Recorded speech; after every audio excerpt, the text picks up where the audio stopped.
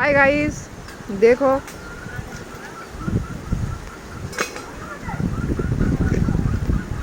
हमारे यहाँ पर तूफान चल रहा है। बहुत तेज चल रही है, बारिश भी हो रहा है, तूफान भी चल रहा है। लाइट भी नहीं है।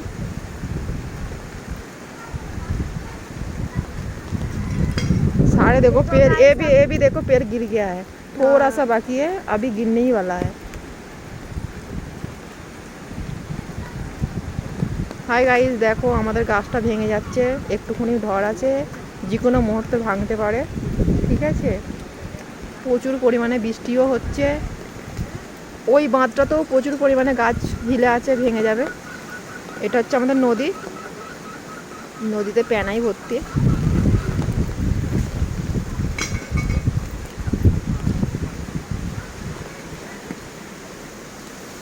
হাই মফু,